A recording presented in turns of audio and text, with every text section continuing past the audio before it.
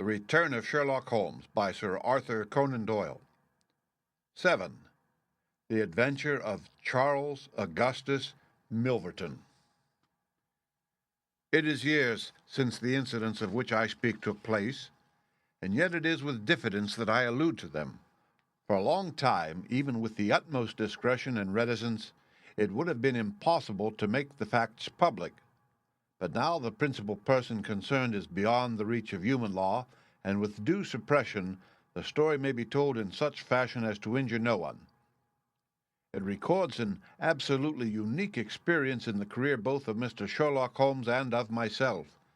The reader will excuse me if I conceal the date or any other fact by which he might trace the actual occurrence. We had been out for one of our evening rambles, Holmes and I, and had returned about 6 o'clock on a cold, frosty winter's evening. As Holmes turned up the lamp, the light fell upon a card on the table.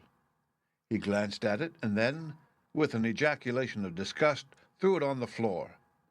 I picked it up and read, Charles Augustus Milverton, Appledore Towers, Agent, Hampstead. "Who is he?" I asked. "The worst man in London," Holmes answered, and as he sat down and stretched his legs before the fire, "Is anything on the back of the card?" I turned it over. "Will call at 6:30, C.A.M., I read. He's about due. Do you feel a creeping, shrinking sensation, Watson, when you stand before the serpents in the zoo and see the slithery, gliding, venomous creatures with their deadly eyes and wicked, flattened faces? Well, that's how Milverton impresses me. I've had to do with 50 murderers in my career, but the worst of them never gave me the repulsion which I have for this fellow, and yet I can't get out of doing business with him. Indeed, he is here at my invitation." "But who is he?" "I'll tell you, Watson. He is the king of all the blackmailers. Heaven help the man, and still more the woman, whose secret and reputation come into the power of Milverton. With a smiling face and a heart of marble, he will squeeze and squeeze until he has drained them dry. The fellow is a genius in his way, and would have made his mark in some more savory trade. His method is as follows. He allows it to be known that he is prepared to pay very high sums for letters which compromise people of wealth or position. He receives those wares not only from treacherous valets or maids, but frequently from genteel ruffians who have gained the confidence and affection of trusting women. He deals with no niggard hand.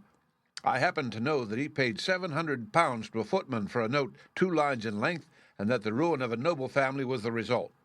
Everything which is in the market goes to Milverton, and there are hundreds in this great city who turn white at his name. No one knows where his grip may fall, for he is far too rich and far too cunning to work from hand to mouth. He will hold a card back for years in order to play it at the moment when the stake is best worth winning. I have said that he is the worst man in London, and I would ask you how could one compare the ruffian who in hot blood bludgeons his mate with this man, who methodically and at his leisure tortures the soul and wrings the nerves in order to add to his already swollen money bags?" I had seldom heard my friend speak with such intensity of feeling. "But surely," said I, "the fellow must be within the grasp of the law." "Technically, no doubt, but practically not. What would it profit a woman, for example, to get him a few months' imprisonment if her own ruin must immediately follow? His victims dare not hit back. If ever he blackmailed an innocent person, then indeed we should have him, but he is as cunning as the evil one. No, we must find other ways to fight him." "And why is he here?" "Because an illustrious client has placed her piteous case in my hands. It is the Lady Eva Blackwell, the most beautiful debutante of last season. She is to be married in a fortnight to the Earl of Dovercourt. This fiend has several imprudent letters, imprudent, Watson, nothing worse, which were written to an impecunious young squire in the country. They would suffice to break off the match. Milverton will send the letters to the Earl unless a large sum of money is paid him. I have been commissioned to meet him and to make the best terms I can." At that instant there was a clatter and a rattle in the street below. Looking down, I saw a stately carriage and pair, the brilliant lamps gleaming on the glossy haunches of the noble chestnuts. A footman opened the door, and a small, stout man in a shaggy astrakhan overcoat descended. A minute later, he was in the room. Charles Augustus Milverton was a man of 50, with a large intellectual head, a round, plump, hairless face, a perpetual frozen smile, and two keen gray eyes which gleamed brightly from behind broad, golden-rimmed glasses. There was something of Mr. Pickwick's benevolence in his appearance, marred only by the insincerity of the fixed smile and by the hard glitter of those restless and penetrating eyes. His voice was as smooth and suave as his countenance, as he advanced with a plump little hand extended, murmuring his regret for having missed us at his first visit. Holmes disregarded the outstretched hand and looked at him with a face of granite. Milverton's smile broadened. He shrugged his shoulders, removed his overcoat, folded it with great deliberation over the back of a chair, and then took a seat. "This, gentleman," said he, with a wave in my direction, "is it discreet? Is it right?" "Dr. Watson is my friend and partner." "Very good, Mr. Holmes. It is only in your client's interests that I protested. The matter is so very delicate. Dr. Watson has already heard of it. Then we can proceed to business. You say that you are acting for Lady Eva. Has she empowered you to accept my terms? What are your terms?" £7,000. "And the alternative?" "My dear sir, it is painful for me to discuss it, but if the money is not paid on the 14th, there certainly will be no marriage on the 18th. His insufferable smile was more complacent than ever. Holmes thought for a little. "You appear to me," he said at last, "to be taking matters too much for granted. I am, of course, familiar with the contents of these letters. My client will certainly do what I may advise. I shall counsel her to tell her future husband the whole story and to trust to his generosity." Milverton chuckled. "You evidently do not know the Earl," said he. From the baffled look on Holmes' face, I could see clearly that he did. "What harm is there in the letters?" he asked. "They are sprightly, very sprightly," Milverton answered. "The lady was a charming correspondent, but I can assure you that the Earl of Dovercourt would fail to appreciate them. However, since you think otherwise, we will let it rest at that. It is purely a matter of business. If you think that it is in the best interests of your client that these letters should be placed in the hands of the Earl, then you would indeed be foolish to pay so large a sum of money to regain them." He rose and seized his astrakhan coat. Holmes was gray with anger and mortification. "Wait a little," he said. "You go too fast. We would certainly make every effort to avoid scandal in so delicate a matter." Milverton relapsed into his chair. "I was sure that you would see it in that light," he purred. "At the same time," Holmes continued, "Lady Eva is not a wealthy woman. I assure you that £2,000 would be a drain upon her resources, and that the sum you name is utterly beyond her power. I beg, therefore, that you will moderate your demands, and that you will return the letters at the price I indicate, which is, I assure you, the highest that you can get." Milverton's smile broadened, and his eyes twinkled humorously. "I am aware that what you say is true about the lady's resources," he said. "At the same time, you must admit that the occasion of a lady's marriage is a very suitable time for her friends and relatives to make some little effort upon her behalf. They may hesitate as to an acceptable wedding present. Let me assure them that this little bundle of letters would give more joy than all the candelabra and butter dishes in London." "It is impossible," said Holmes. "Dear me, dear me, how unfortunate," cried Milverton, taking out a bulky pocketbook. "I cannot help thinking that ladies are ill-advised in not making an effort. Look at this." He held up a little note with a coat of arms upon the envelope. "That belongs to, well, Perhaps it is hardly fair to tell the name until tomorrow morning. But at that time it will be in the hands of the lady's husband, and all because she will not find a beggarly sum which she could get by turning her diamonds into paste. It is such a pity. Now, you remember the sudden end of the engagement between the Honourable Miss Miles and Colonel Dorking? Only 2 days before the wedding there was a paragraph in the Morning Post to say that it was all off, and why. It is almost incredible, but the absurd sum of £1,200 would have settled the whole question. Is it not pitiful? And here I find you, a man of sense, boggling about terms when your client's future and honour are at stake. You surprise me, Mr. Holmes. What I say is true, Holmes answered. The money cannot be found. Surely it is better for you to take the substantial sum which I offer than to ruin this woman's career, which can profit you in no way. There you make a mistake, Mr. Holmes.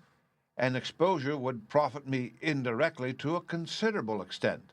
I have 8 or 10 similar cases maturing. If it was circulated among them that I made a severe example of the Lady Ava, I should find all of them much more open to reason. You see my point. Holmes sprang from his chair. Get behind him, Watson. Don't let him out. Now, sir, let us see the contents of that notebook.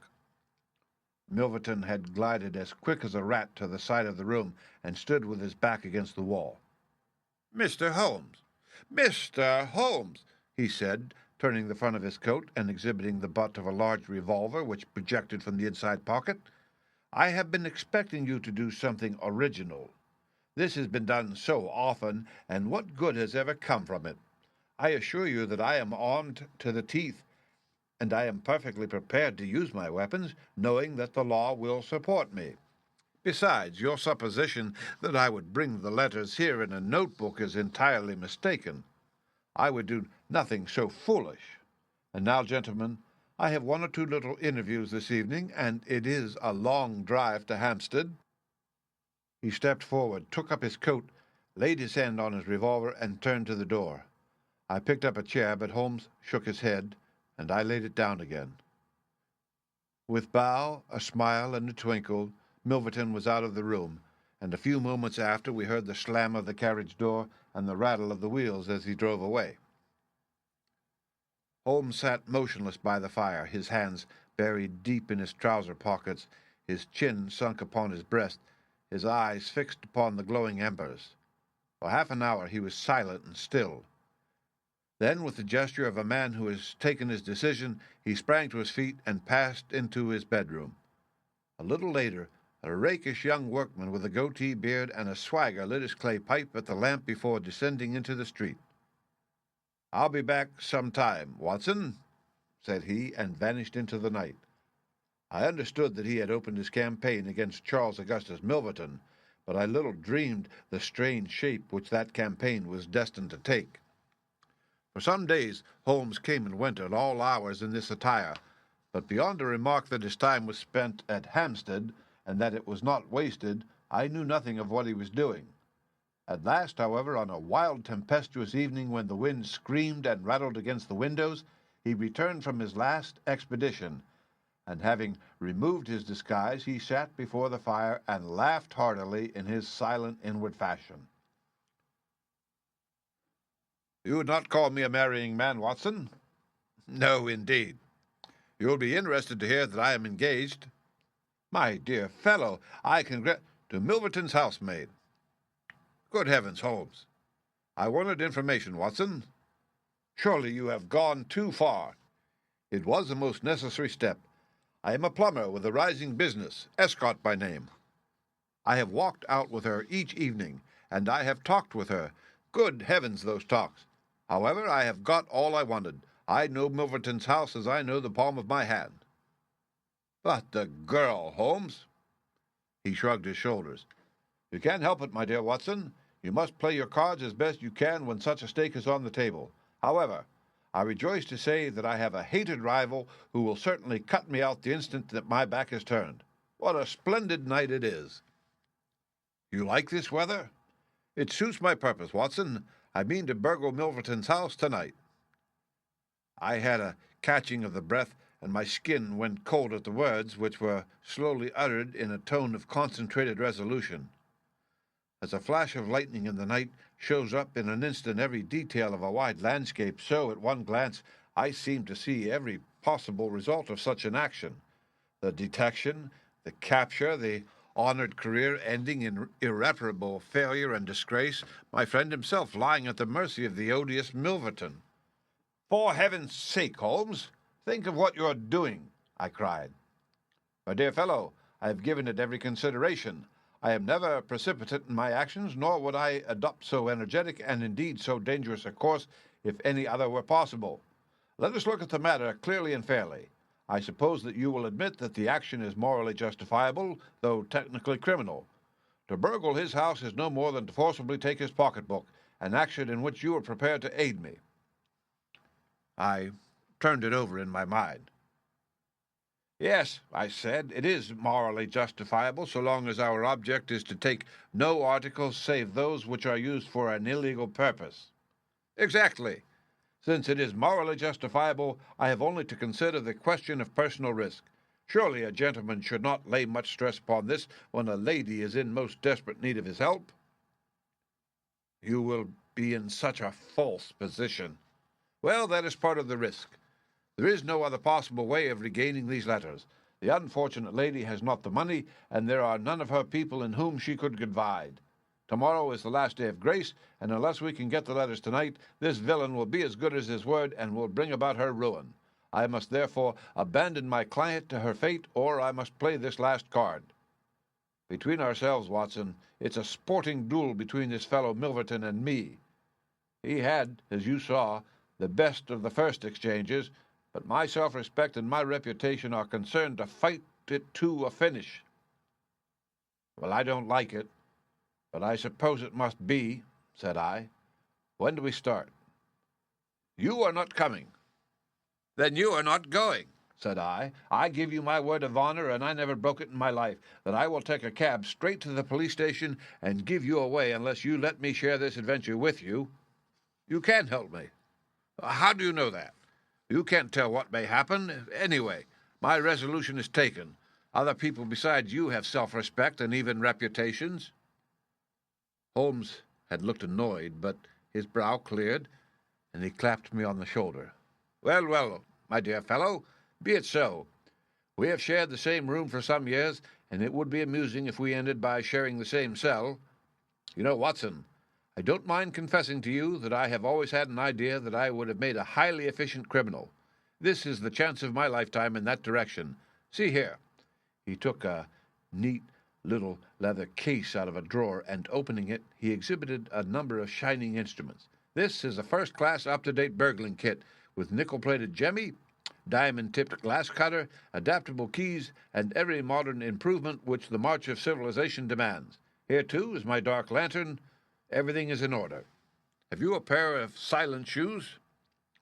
"I have rubber-soled tennis shoes." "Excellent. And a mask?" "I can make a couple out of black silk." "I can see that you have a strong natural turn for this sort of thing. Very good. Do you make the masks. We shall have some cold supper before we start. It is now 9:30. At 11 we shall drive as far as Church Row. It is a quarter of an hour's walk from there to Appledore Towers. We shall be at work before midnight. Milverton is a heavy sleeper and retires punctually at 10:30. With any luck, we should be back here by 2 with the Lady Ava's letters in my pocket." Holmes and I put on our dress clothes so that we might appear to be two theatre-goers homeward bound. In Oxford Street, we picked up a hansom and drove to an address in Hampstead. Here we paid off our cab, and with our greatcoats buttoned up, for it was bitterly cold and the wind seemed to blow through us, we walked along the edge of the heath. "It's a business that needs delicate treatment," said Holmes. "These documents are contained in a safe in the fellow's study, and the study is in the ante-room of his bedchamber. On the other hand, like all these stout little men who do themselves well, he is a plethoric sleeper. Agnes, that's my fiancée, says it is a joke in the servants' hall that it's impossible to wake the master. He has a secretary who is devoted to his interests and never budges from the study all day. That's why we are going at night. Then he has a beast of a dog which roams the garden. I met Agatha late the last 2 evenings, and she locks the brute up so as to give me a clear run. This is the house, this big one in its own grounds. Through the gate, now to the right, among the laurels. We might put on our masks here, I think. You see, there is not a glimmer of light in any of the windows, and everything is working splendidly. With our black silk face coverings, which turned us into two of the most truculent figures in London, we stole up to the silent, gloomy house. A sort of tiled veranda extended along one side of it, lined by several windows and 2 doors. That's his bedroom, Holmes whispered. This door opens straight into the study. It would suit us best, but it is bolted as well as locked, and we should make much too much noise getting in. Come round here. There's a greenhouse which opens into the drawing room.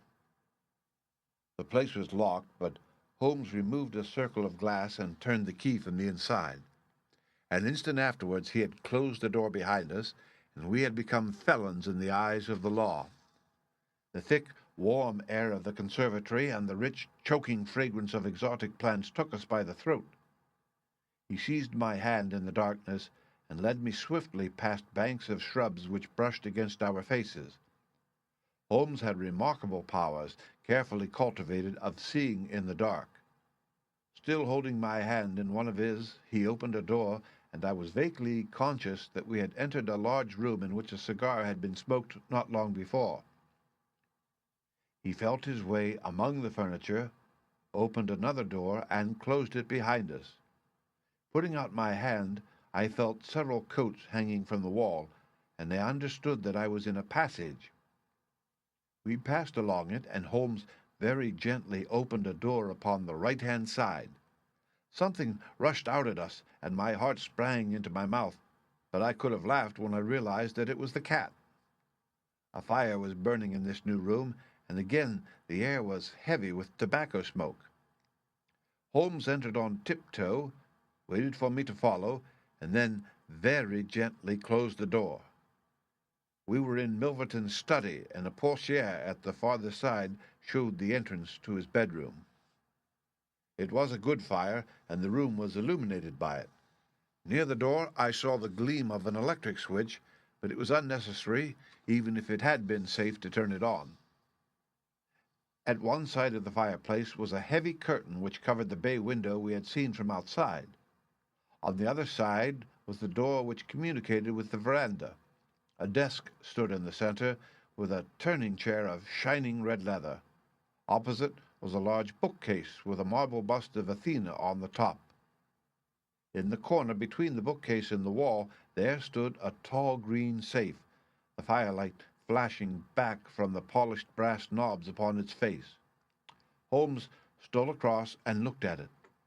Then he crept to the door of the bedroom and stood with slanting head, listening intently. No sound came from within. Meanwhile, it had struck me that it would be wise to secure our retreat through the outer door, so I examined it. To my amazement, it was neither locked nor bolted. I touched Holmes on the arm, and he turned his masked face in that direction. I saw him start, and he was evidently as surprised as I. "I don't like it," he whispered, putting his lips to my very ear. "I can't quite make it out. Anyhow, we have no time to lose." "Can I do anything?" "Yes. Stand by the door. If you hear anyone come, bolt it on the inside, and we can get away as we came.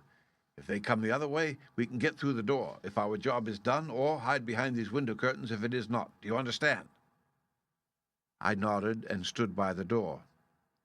My first feeling of fear had passed away, and I thrilled now with a keener zest than I had ever enjoyed when we were the defenders of the law instead of its defiers. The high object of our mission, the consciousness that it was unselfish and chivalrous, the villainous character of our opponent, all added to the sporting interest of the adventure. Far from feeling guilty, I rejoiced and exulted in our dangers. With a glow of admiration, I watched Holmes unrolling his case of instruments and choosing his tool with the calm, scientific accuracy of a surgeon who performs a delicate operation. I knew that the opening of safes was a particular hobby with him, and I understood the joy which it gave him to be confronted with this green and gold monster, the dragon which held in its maw the reputations of many fair ladies. Turning up the cuffs of his dress coat, he had placed his overcoat on a chair. Holmes laid out 2 drills, a jemmy, and several skeleton keys. I stood at the center door with my eyes glancing at each of the others, ready for any emergency, though, indeed, my plans were somewhat vague as to what I should do if we were interrupted. For half an hour Holmes worked with concentrated energy, laying down one tool, picking up another, handling each with the strength and delicacy of the trained mechanic. Finally I heard a click. The broad green door swung open, and inside I had a glimpse of a number of paper packets, each tied, sealed, and inscribed. Holmes picked one out, but it was hard to read by the flickering fire, and he drew out his little dark lantern, for it was too dangerous with Milverton in the next room to switch on the electric light. Suddenly I saw him halt, listen intently, and then, in an instant, he had swung the door of the safe to, picked up his coat, stuffed his tools into the pockets, and darted behind the window curtain, motioning me to do the same. It was only when I had joined him there that I heard what had alarmed his quicker senses. There was a noise somewhere within the house. A door slammed in the distance. Then a confused, dull murmur broke itself into the measured thud of heavy footsteps rapidly approaching. They were in the passage outside the room. They paused at the door. The door opened. There was a sharp snick as the electric light was turned on. The door closed once more, and the pungent reek of a strong cigar was borne to our nostrils. Then the footsteps continued backwards, and forwards, within a few yards of us. Finally, there was a creak from a chair, and the footsteps ceased. Then a key clicked in a lock, and I heard the rustle of papers. So far I had not dared to look out, but now I gently parted the division of the curtains in front of me and peeped through. From the pressure of Holmes' shoulder against mine, I knew that he was sharing my observations. Right in front of us, and almost within our reach, was the broad, rounded back of Milverton.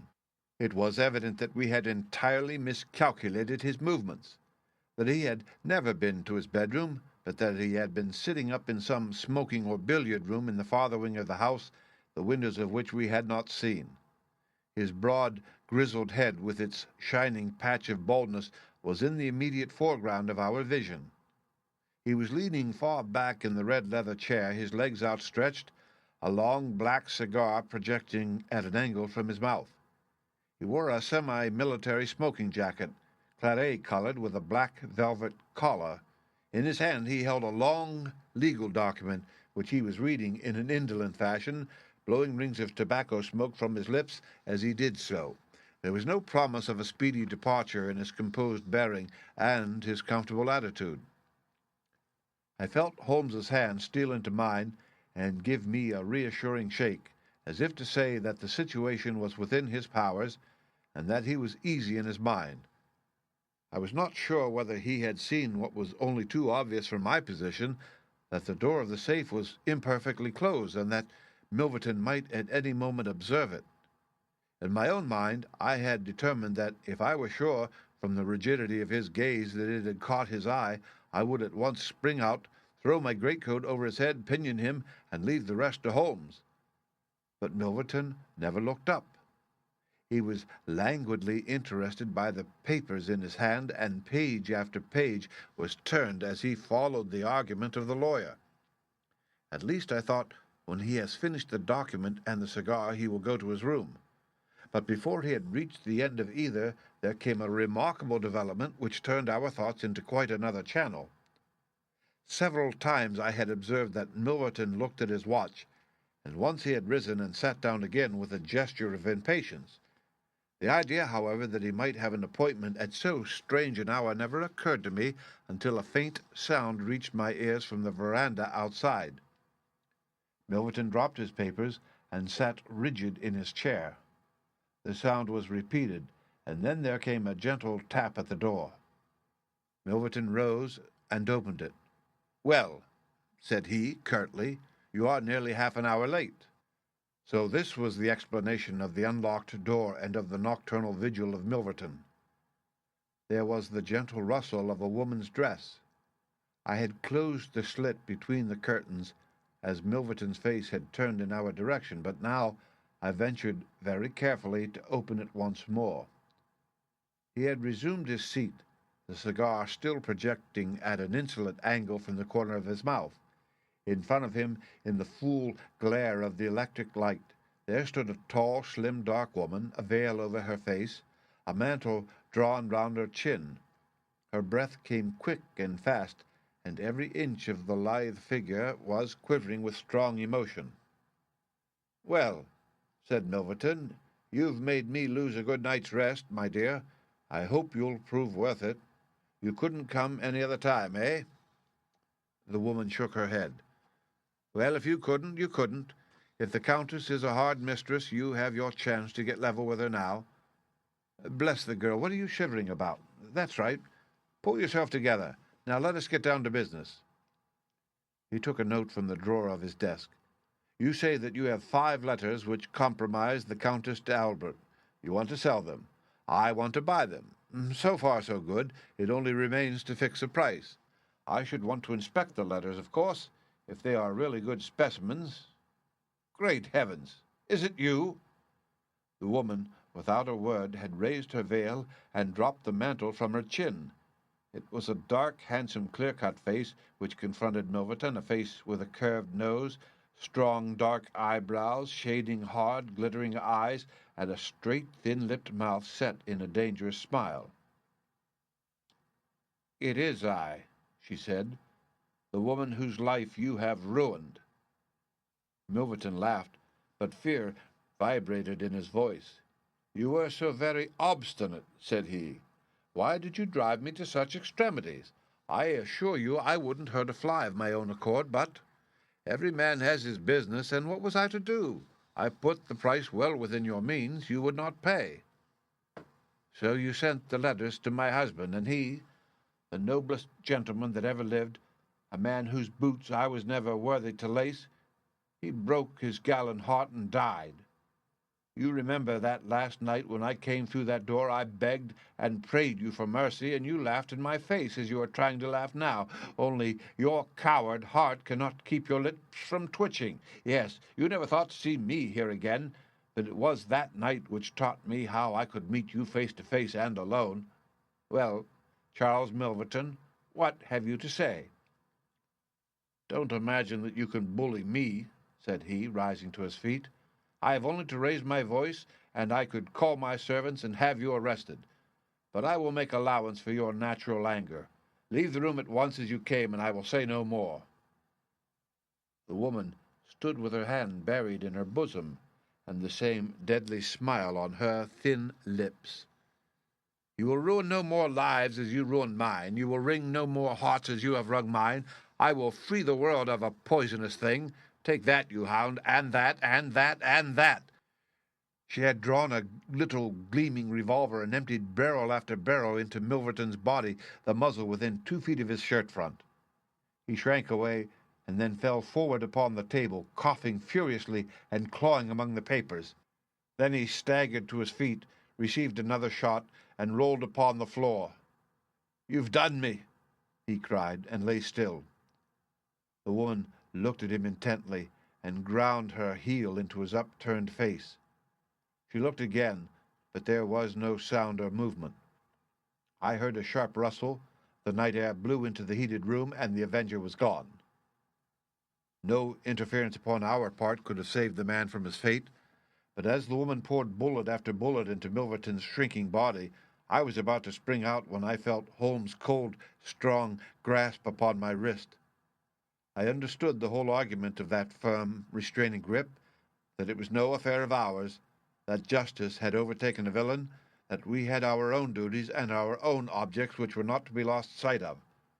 But hardly had the woman rushed from the room when Holmes, with swift, silent steps, was over at the other door. He turned the key in the lock. At the same instant we heard voices in the house and the sound of hurrying feet. The revolver shots had roused the household. With perfect coolness, Holmes slipped across to the safe, filled his two arms with bundles of letters, and poured them all into the fire. Again and again he did it, until the safe was empty. Someone turned the handle and beat upon the outside of the door. Holmes looked around swiftly. The letter which had been the messenger of death for Milverton lay, all mottled with his blood, upon the table.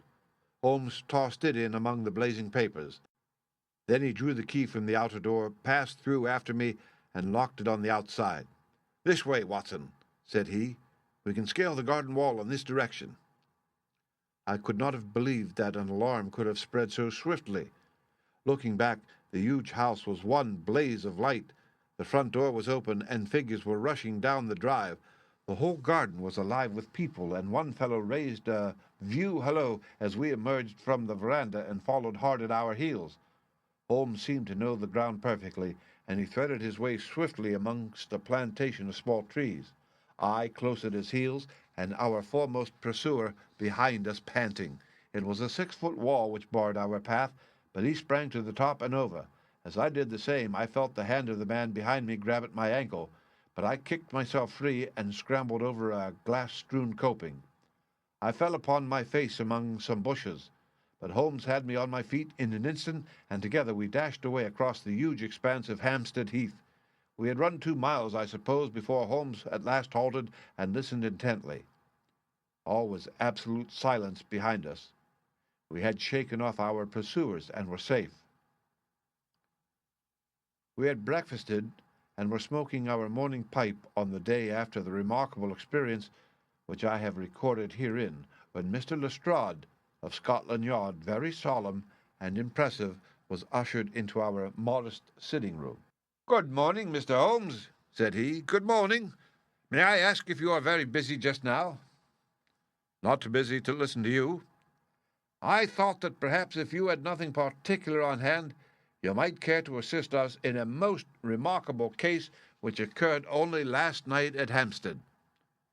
"Dear me," said Holmes, "what was that?" "A murder. A most dramatic and remarkable murder.